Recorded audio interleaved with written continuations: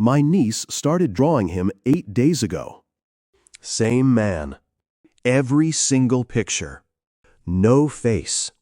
Just blank skin where the face should have been. At first, I thought it was a kid thing. Imaginary friend. Bad dream. Whatever. But yesterday, I saw him standing across the street. Exactly where she drew him. Same coat. Same posture. Same empty face. And when I looked back at the drawing again later, he was closer. Closer than before. I should explain this right. My sister works night shifts at the hospital, so I watch her daughter Lily most evenings. She's 7.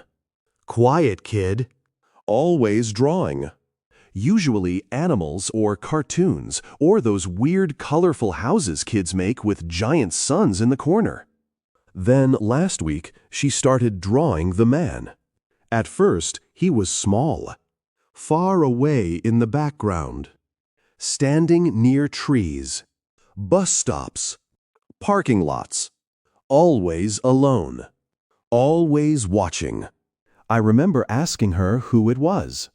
She shrugged. The quiet man. That was it. No smile. No explanation. Just went back to colorman. I laughed it off. But the next day, she drew him again. Different place this time. Standing outside a grocery store.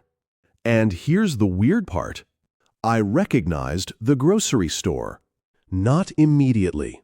But later that night, while driving home, I passed it. Same angle. Same newspaper stand. Even the broken parking sign was there. I actually slowed the car down. My stomach dropped a little. Because in the drawing, the man was standing near the entrance. Exactly where my headlights landed. But nobody was there. I told myself it was coincidence. Kids notice things. Maybe she'd been there before. Maybe my brain was forcing connections. That explanation lasted about 2 days. Because the drawings kept changing. And the man kept getting closer. Day 4. He was standing outside our apartment building. Day 5. He was across the street from Lily's school. And every drawing had this weird detail. He was always facing her, not the viewer. Her, like she was standing inside the picture. I finally asked where she kept seeing him, and she stopped drawing. Just froze. Little hand gripping the crayon. Then she said, "He stands where people don't look for too long." I remember laughing nervously. Just instinct. Adults laugh when they're uncomfortable. But Lily didn't laugh back. That night, I couldn't sleep. I kept thinking about the drawings, about the locations, trying to convince myself I was being stupid.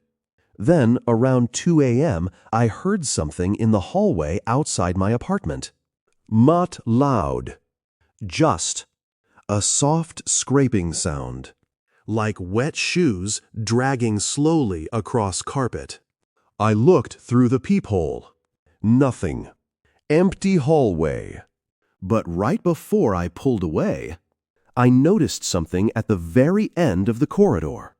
A dark shape near the stairwell. Too tall. Standing completely still. I blinked, and the hallway light flickered. When it came back on, it was gone. The next morning, Lily was already drawing again. I almost didn't look. Part of me genuinely didn't want to. But then I noticed the background. My chest tightened immediately. I knew that place. The train station downtown. Specifically, the old platform they barely use anymore. And this time, the man wasn't far away. He was near the front of the page. closer than he'd ever been, facing directly outward, toward whoever looked at the drawing. Blank face, hands in pockets, and beside him, there was another figure. Smaller sketch, standing near the tracks. I stared at it for a second before realizing it was me. Lily kept coloring calmly, like none of this was strange. I asked her when she drew it. Last night. My skin went cold, because I hadn't taken her to the station. She'd never been there. Not once. I should have thrown those drawings away. I know that now. Instead, I drove to the station, just to prove to myself this was all nonsense, that my brain was spiraling. The platform was almost empty when I got there. Cold wind, loose papers blowing around, that weird metallic smell train stations always have. I remember checking the drawing again on my phone, comparing details. The same bench, same cracked advertisement board, same angle. Everything matched. And then I saw him, standing near the far end of the platform, motionless. Same dark coat, same height, same posture. I couldn't breathe for a second. People were walking around him normally. Nobody reacted. Nobody even looked at him, like he wasn't there. But I could see him. I know I could. Then, slowly, his head turned toward me. I swear to God, there was no face. Not shadow. Not distance. Nothing. Just pale skin stretched smooth. My body locked up. I couldn't move. And then a train screamed past between us, loud enough to shake the platform. For maybe 2 seconds, I lost sight of him. That's all. 2 seconds. When the train passed, he was gone. I drove home shaking. Actually shaking. I kept checking my mirrors the entire drive back. Every red light felt too long. Every pedestrian looked wrong. When I got inside, Lily was sitting at the kitchen table, drawing again. I grabbed the paper immediately, and my stomach dropped so hard it hurt. It was our house, our living room, hallway lamp, bookshelf, even the crooked frame near the TV. Every detail perfect. And there, standing behind a figure sitting on the couch, was the man, closer than ever. One long arm hanging beside him. The figure on the couch was colored blue. Me. I looked up so fast my neck cracked. The living room was empty. Nothing behind me. Nothing near the hallway. I actually laughed again.